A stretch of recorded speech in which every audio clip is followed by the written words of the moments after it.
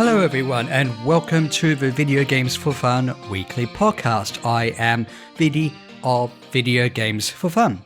On the second episode of the Video Games for Fun weekly podcast will be at least one topic that I was hoping to cover last week, but I'm also going to discuss another couple of topics besides that. We've got three things to talk about. First up is my first impressions of Paper Mario the Origami King.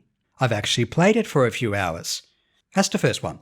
The second one is the copyright of video game music in regards to YouTube channels that primarily focus on video game music, and alongside that, how video game music is discussed, analysed, and above all, distributed, streamed, etc. And the third and final topic. This is what I was hoping to cover last week, but I thought just those two topics would be enough, which is about, generally speaking, reviewing or critiquing video games. What is the best way to do it? Does it make for games being less fun if you're just thinking about what's good about it, what's bad about it? All that stuff. So, let's talk by myself again. People are too busy to join with me on the podcast. Oh, I don't know. But they can offer some thoughts down in the comments, perhaps, and so can you, the YouTube comments, and of course there's my Twitter, Instagram, and Discord as well. So let's get going, shall we? Paper Mario the Origami King. You may have heard my thoughts about it before it came out, and the Paper Mario series in general. I have played it for about 3 hours, maybe a little over 3 hours. Simply put, I am having quite a bit of fun with the game, actually. The production values are simply very good. I almost prefer the way it looks and sounds to Color Splash, even though, to be fair, as people say, it's about the paper aesthetic, but that doesn't really bother me. And the story does seem pretty nice as well. Also, there's some good humor in there. The humor could be considered more subtle than Color Splash, as funny as that game was, or seemed to be. Again, I have not completed the post-1000-year door games. I'm going through all of them at once. So that's the production values of the story. Now, the gameplay, I think we can all say, was the most interesting thing about the Origami King, or at least the wait for it. Is the game fun? Are the battles good this time? The exploration? What? The battle system... Well, let's talk about the battle system first. I don't really have much to say about the whole ring system and all that stuff, other than what people would have seen in trailers and everything. I will admit that the time limit function is interesting idea, and it's essentially a puzzle-solving sort of gimmick, I guess.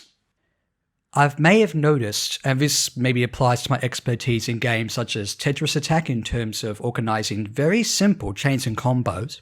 It might be a spatial awareness thing, but I sometimes have trouble lining up the enemies in the right way, whether they should be in a group of 4 for a hammer or in a straight line for a jump. And I've even gone out of my way to go to the battle lab, as it's called, to try and actually practice the ring puzzles. There's some ring challenges you can do. I'm not sure if you actually get any rewards for completing so much as the first level. Here we go with my spatial awareness. But I still think it is a really interesting concept. It provides, it allows you to think more. Plan ahead. That's the catch. Plan ahead more so for battles. You can spend coins to extend the time limit. And there's an accessory that does that. I'll come back to accessories. And the toads help out. I've only used the toads help once, just to damage an enemy, purely randomly. I didn't realize how many coins I could spend on the toads. But so far it seems good. I have not got onto a boss battle yet. I am aware that's different from the normal encounters. And you probably already know that you only really get coins and confetti from doing well in battle. You don't get those stats, increased health, XP, any of that. But I think the game could be okay without that. But the interesting thing is what the money and confetti actually does. So apart from increasing your time limit and asking the toads for help, you can spend it, of course, on items and accessories. I have only got 2 accessories, fairly expensive ones, of course. One which is to get confetti in the overworld exploration a bit easier, it seems, and one that I guess automatically increases the time limit with probably every battle. And the accessories being expensive, not to mention items that break, such as the iron boots, and none of my items have broken yet, and I've had to use iron boots on a few spiked enemies, makes you think that getting coins is a good incentive. And again, it seems like items and accessories are relatively expensive in terms of the currency of this world. So there might be a little bit more incentive to battle, but at the same time there probably isn't. I think overall the battle system providing more strategy and just being a little bit different is a marked improvement over Color Splash, where disposable attacks and especially Mario doing things such as accidentally jumping on a spiked enemy when you hadn't necessarily planned for it is good. Although there's a small possibility that the combat may be tedious in the long run. That is very likely. But with more coins and more confetti, that seems to be alright. The confetti is mostly used in overworld, in the field exploration, to cover up holes that have been, chewed up or got rid of in regards to the Origami King's plan. The confetti is a little bit of an odd one. You probably get more confetti in one swoop, so to speak, if you do a battle well, rather than use your hammer to shake on, or basically bash, trees and grass and all that to get pretty much limitless confetti. So it makes you wonder, so what would take more time or is less tedious? Going through a battle well to get confetti, or just basically hitting a tree numerous times? Confetti is not altogether useless. There are some holes in the field that you absolutely have to fill up, or there are just little ones that give you coins, or just a little bit of access to maybe, say, a block or a toad. Speaking of the toads, there are more of a variety of characters, I feel, NPCs to talk to rather than toads. And toads, you can generally look for them. I like to think that the more toads you find, the more helpful in battle they are. And of course, there are toads that go to the accessory shops and all those other places. So finding toads seems to provide a good incentive for gameplay and can be almost as fun, or halfway as fun, as finding Korok seeds in The Legend of Zelda Breath of the Wild. So, with all my praising and stuff, is it possible that the Paper Mario series has become good again? Or, again, regardless of what you thought of Sticker Star and Color Splash? Well, if anything else, I almost found it hard to put the game down after the few hours I spent with it before recording this very podcast. That's how long ago. And of course, I've been a little bit busy on the weekend. I could have done more than a few hours. I'm sorry. But I can't remember if I was like that with Sticker Star and Color Splash as well. Like, after playing a few hours, I could not put it down. But to be honest, the field exploration and battle system do seem to be more compelling. I get the impression that battles might be a bit more complicated and more interesting in the later levels. Again, I haven't really come across a boss battle at all, which I know it's a different kind of battle system entirely. And coins and confetti and accessories and even items may have a different value. Maybe the more you go into dungeons that may lead to a boss. You obviously don't really have trees, or you may not have trees, so getting confetti may not be as easy. So we'll see. So far, I'm liking it. And if you like Origami King more or less than me, I would love to hear about it. Because Origami King could be a good return to form. It might even be better than the first 2 or 3 Paper Mario games. Or maybe it's equal equal. Yeah, that's an interesting thought. Equal, in a way, to the first 2 or 3 Paper Mario games, and does things differently in its own right. But if you consider it Sticker Star 3 or Color Splash 2, well, fine. I'm not going to change your mind, but please be respectable and civil about it. But that's Paper Mario the Origami King. I hope to review it on my YouTube channel once you people stop saying, hang on, you have a whole weekend to play it. And I was also kind of hoping to stream it on Twitch as well, but I'm having a bit of trouble with Twitch, but that's not the point of this podcast. The point of this podcast is to go through topics like the second one, which is the copyright of video game music. Now, to be fair, the main reason I'm talking about this is not a particularly big one. One of my favorite video game music channels on YouTube is Supradarky, Supradarky. Maybe any one of you listening may be aware of the channel. Not long ago, his channel, let alone the uploads, were going to disappear pretty much forever. He's hoping to, well, I think he's already made a second channel and a Discord, or that's in the process of being made. The second channel could potentially just pick up where the video game music compilations left off. It might allow for the original tunes, the creative tunes side of things to come back.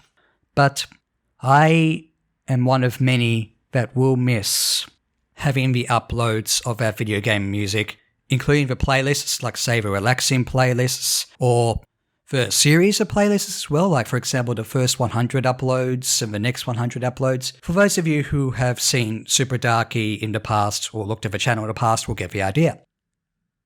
But then you have to ask the question, was what Supradarky and other video game music channels such as Brawl Master, I'm sorry if I've butchered the name, Brawl Master, and Gilver Sunner or Silver Gunner, what they're doing was right?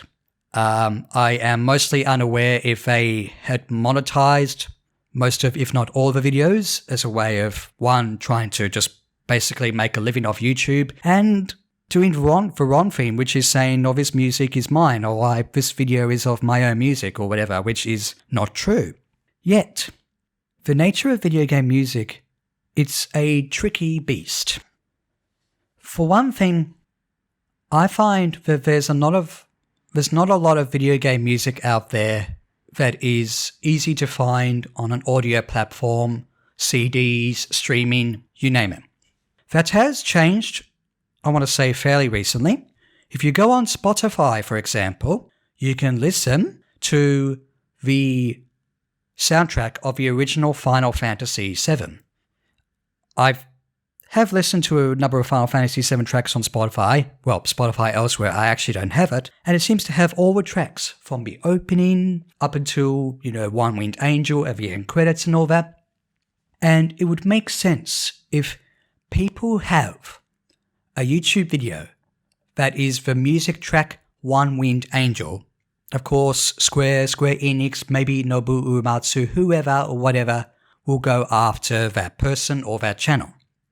However, Final Fantasy VII seems to be, or the original Final Fantasy VII seems to be one of the few exceptions, I guess. Like, the Final Fantasy VII Remake, if I'm going to talk about that, some of its music is commercially available.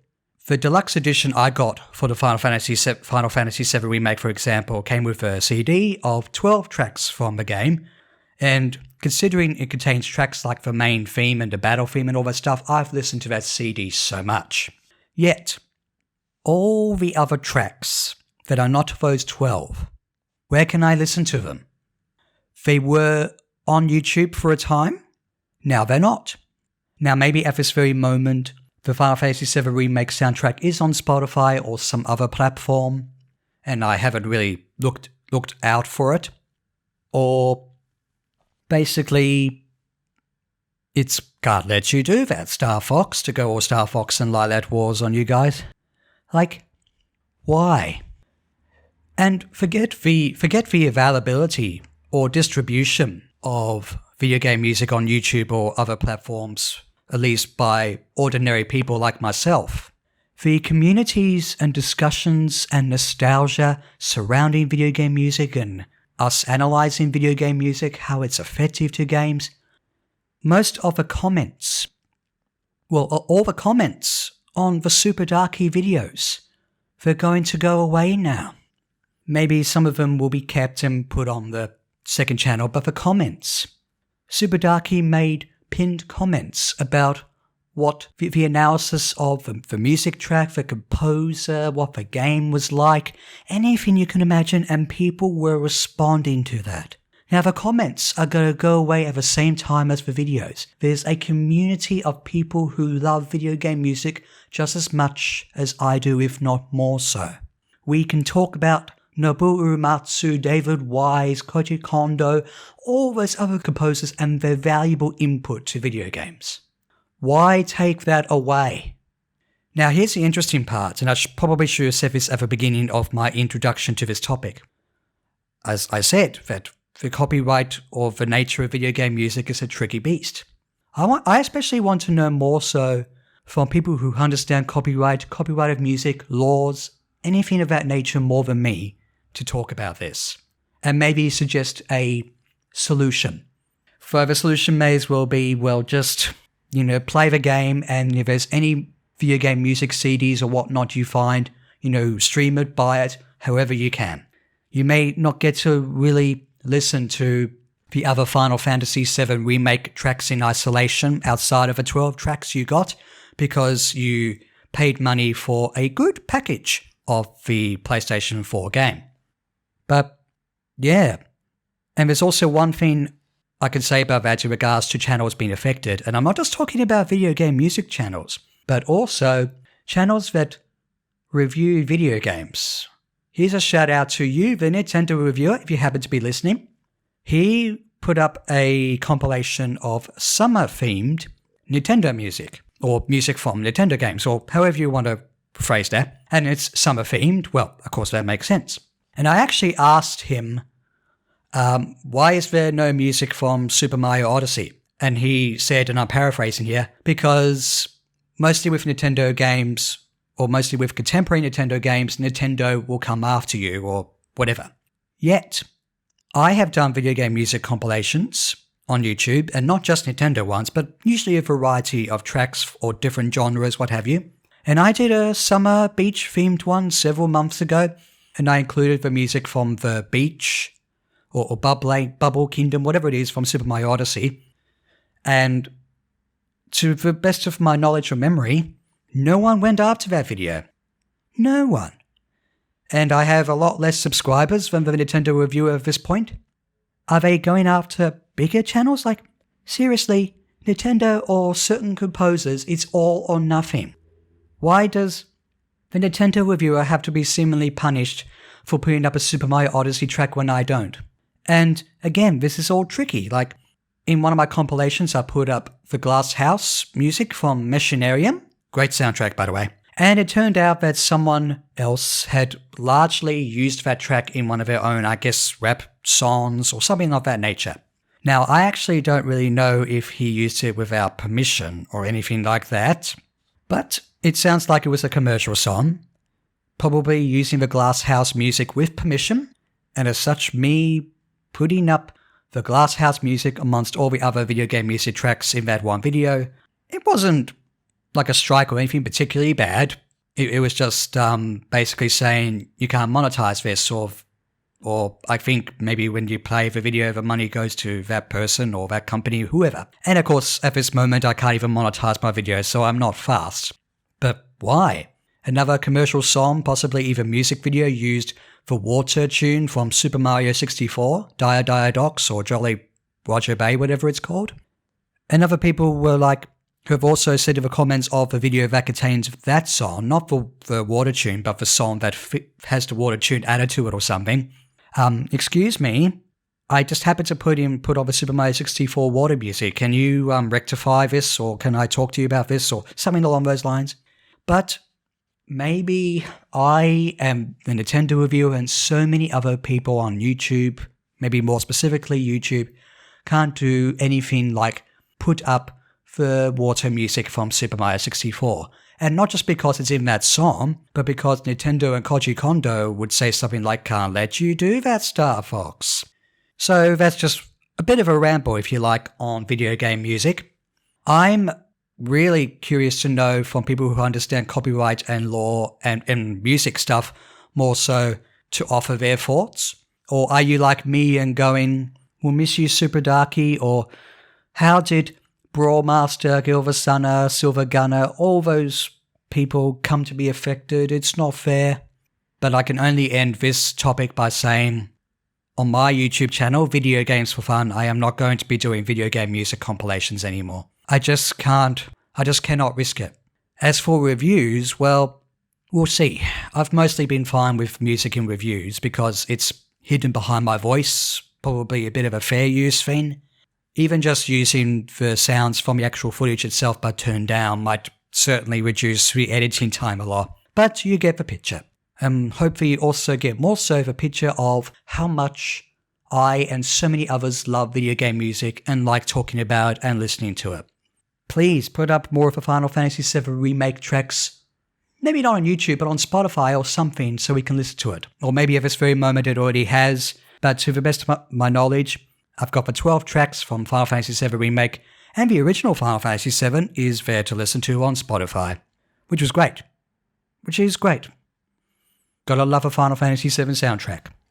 So, the third and final topic, which I was hoping to do last week if I decided to get a bit more complex, is a potentially controversial topic.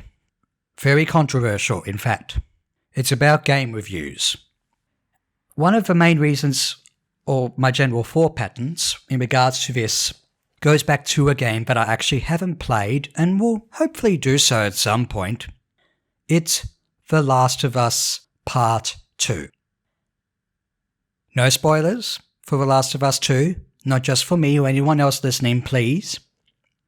I am aware of the leaks. I don't know how much of the leaks turned out to be true.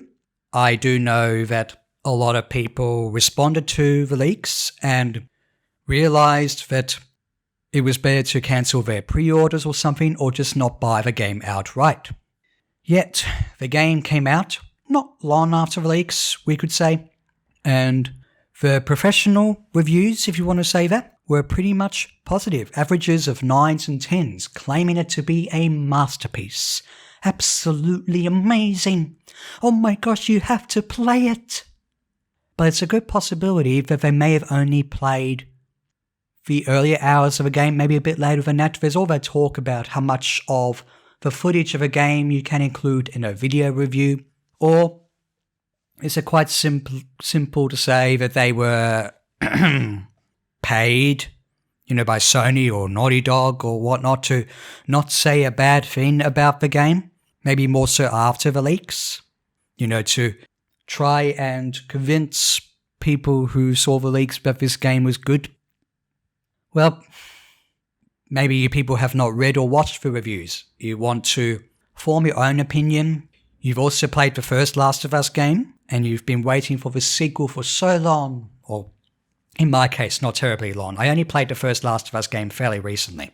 And it brings about the discussion of terms such as, honesty, bias, confirmation bias, integrity, comparisons, subjectivity, objectivity, review bombing, differing opinions, how to be civil, respectable about all these different opinions. See, this is why this topic is controversial. And again, this goes back to the Paper Mario series, where if you liked or disliked a certain Paper Mario game, well, let's not go there, please. Now, let's mostly forget about the possibility of the professional reviews being a bit of a paid thing, perhaps. And of course, the backstory behind Naughty Dog, the employees, the people who worked on the game, the delays, all that stuff. Let's just mostly forget about that.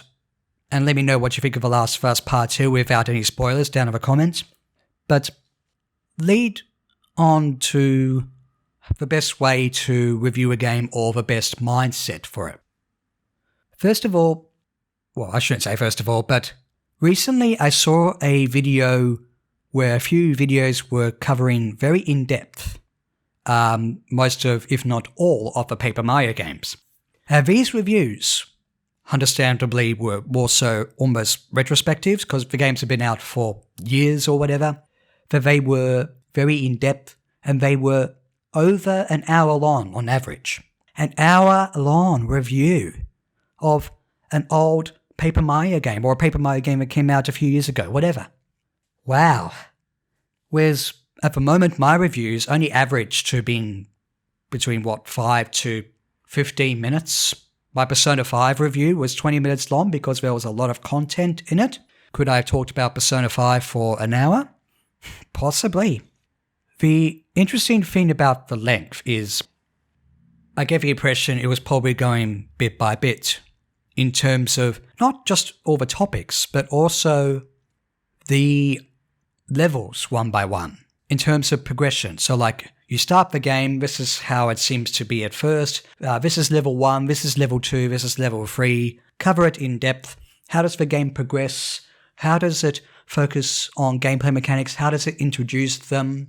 How does it have variety, if it does have any? All that stuff. Yet, does that mean those reviews are more so for people who have bought the game or have played it? Or they're probably not going to play it ever, if at all. They just don't have the time or the money. I, to an extent, aim for my reviews to be more so for people who haven't played that game. Even though I have reviewed old games, like the first Paper Mario. Should people play the first Paper Mario game if they haven't already? That was my question that I tried to answer. So, the Paper Mario review that I did was about 10 minutes long. I want to say about 10 minutes. Definitely not an hour long.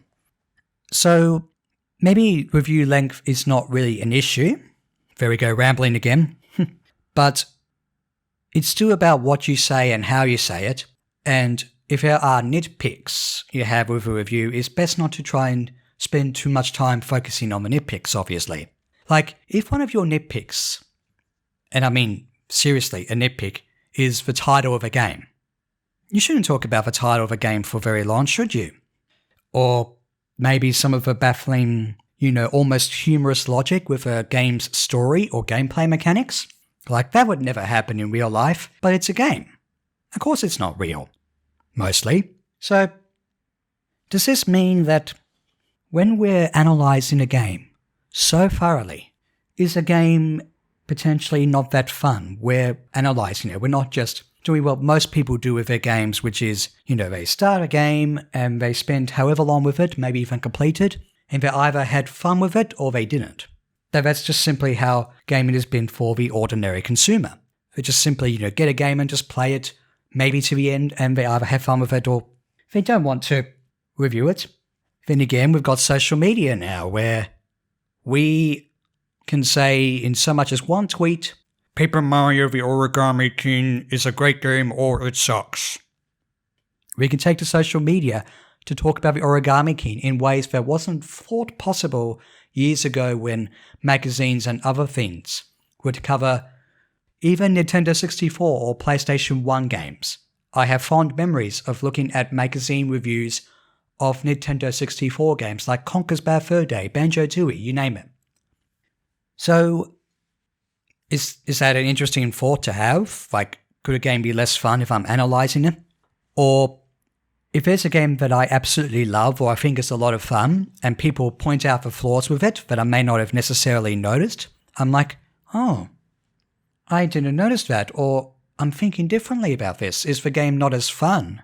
That's another point. Some flaws about games I truly love have been brought up, and I have reevaluated the game or something. It tends to happen, I guess, with older games. Like, I love Super Mario 64, but a lot of people out there, don't. They think it's dated, the controls are different, all that stuff. Yes, Super Mario 64 is one of the most important video games ever made. If it weren't for Super Mario 64, we wouldn't have 3D games, let alone 3D games being made the way they are. Although, it might have taken a bit longer, but something after the potential year of Super Mario 64, a 3D game would have gone onto the throne and said, I'm the king, to be all colloquial there. And speaking of Super Mario 64, well, it's obviously got quite a few sequels and it's got quite a legacy. Reviews can be sometimes down to comparisons or tastes. I did actually talk about this topic on Twitch, not on one of my streams, mind you, but with Holly and other people who were watching the stream. Hello, people, if you're watching, listening. And they had some good ideas.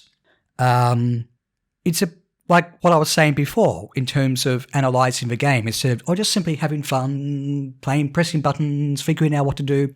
Like when talking about a game, you can't really say, I like it. If you're critiquing a game, you have to have reasons why it got you interested. So, like if a game is fun to you, like if you tell someone, oh, Paper Mario the Origami King is fun, and they'll be like, oh, so why is it fun? I might want to try it for myself, so why is it fun? And for reasons they'll say Paper Mario the Origami King is fun may obviously not appeal to that person. It's like with chocolate. Chocolate is sweet and tasty and a good treat and stuff, right? Not everyone likes chocolate, obviously. One, because they may not like the taste, or because it might be too unhealthy. It's almost hard to believe at first that there are people out there who dislike chocolate. But that's fine. And, having chocolate cake, whatever, is a fun little thing to do. I almost feel like having a bit of chocolate right now. It's a fun thing to do just to get some chocolate and have a bite of it. It's very tasty.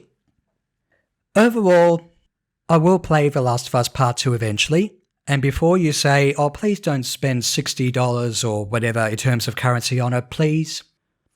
I'm going to get it used. Or maybe wait for it to be free on PlayStation Plus like I did with the first game. Because I did briefly look at the leaks and they did bother me. Generally speaking, the storytelling in the first Last of Us was one of my favourite aspects of it.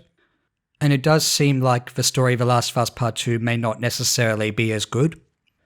Or I could be wrong. The story could be just as good or it's just different in its own way, and the gameplay of stealth and combat and everything. The gameplay does look good, and the graphics and sound do too. And opinions are subjective. And a lot of the time, actually, this sounds really harsh to say, opinions do suck. Even opinions you agree with. A lot of opinions, if not all of them, they suck. If someone has an opinion on a game, does that mean that they're wrong or they're right? Or does that mean you agreeing with them? Is that right or it's wrong?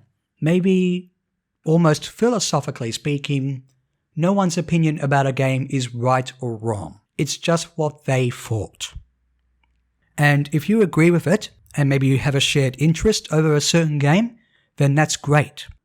I personally don't like to seek validation for my opinions of a game. Like if there's a game that I absolutely hate, yet it got a lot of praise or whatnot, I won't normally deliberately look for an opinion that's similar to my own, especially if that applies to clickbait and all that stuff. Like there might be a thumbnail saying, The Last of Us Part 2 is a bad game. And of course, if you think it's a bad game, you of course want to go on to that video and, type in the comments, oh, I agree with you, it's bad, it's terrible, it sucks. Me personally, I'm more interested in opinions that are different from mine. And if you agree with an opinion of mine, that's great too. I almost encourage it. But I'm more interested in different opinions, because if there's a game that everyone likes, that's kind of boring, isn't it? Like, Citizen Kane is considered one of the best movies of all time.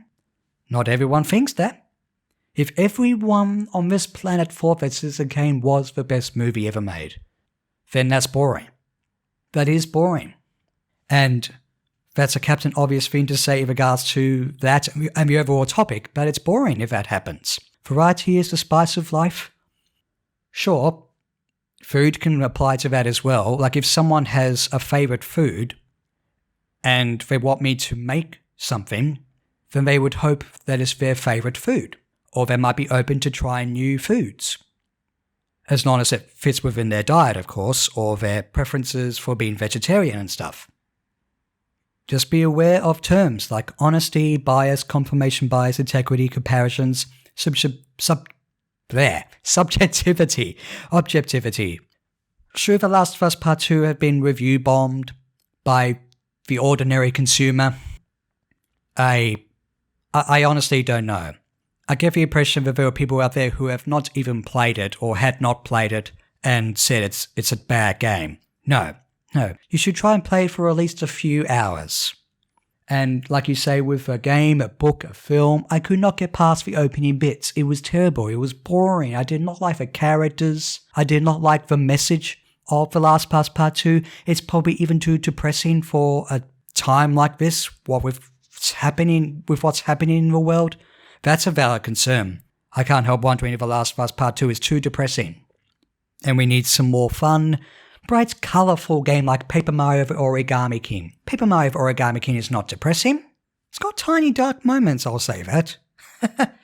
But it's a bright and colourful game. It's a piece of escapism. And that's how bias works. If people want more escapism with their games, they might give a higher rating to the Origami King than The Last of Us Part 2 because they thought the latter was too realistic and depressing and violent and what have you. Or people who have a bias might be able to look past that and go, okay, how does it look? How does it sound? Is the game fun to play? Or is it interesting, trying to figure out how to avoid enemies, solve puzzles, whatever.